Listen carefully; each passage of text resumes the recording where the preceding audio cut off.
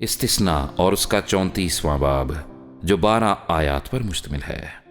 اور موسیٰ موآب کے میدانوں سے کوہ نبو کے اوپر پسگا کی چوٹی پر جو یریحو کے مقابل ہے چڑھ گیا، اور خداوند نے جلاد کا سارا ملک دان تک، اور نفتالی کا سارا ملک، اور افرائیم اور منسی کا ملک، اور یہودا کا سارا ملک پچھلے سمندر تک، اور جنوب کا ملک، اور وادی یریحو جو خرموں کا شہر ہے، اس کی وادی کا میدان صغر تک اس کو دکھایا۔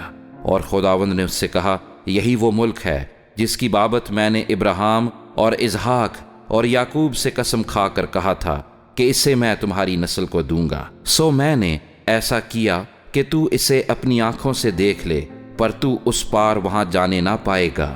پس خداوند کے بندے موسیٰ نے خداوند کے کہے کے موافق وہیں موآب کے ملک میں وفات پائی، اور اس نے اسے موآب کی ایک وادی میں بیت فغور کے مقابل دفن کیا، پر آج تک کسی آدمی کو اس کی قبر معلوم نہیں۔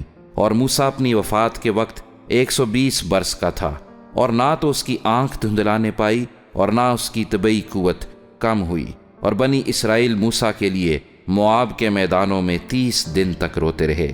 پھر موسیٰ کے لیے ماتم کرنے اور رونے پیٹنے کے دن ختم ہوئے۔ اور نون کا بیٹا یشوع دانائی کی روح سے معمور تھا، کیونکہ موسیٰ نے اپنے ہاتھ اس پر رکھے تھے، اور بنی اسرائیل اس کی بات مانتے رہے۔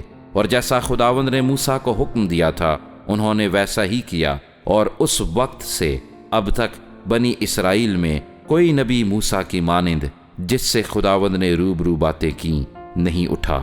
اور اس کو خداوند نے ملک مصر میں فرعون اور اس کے سب خادموں اور اس کے سارے ملک کے سامنے سب نشانوں اور عجیب کاموں کے دکھانے کو بھیجا تھا۔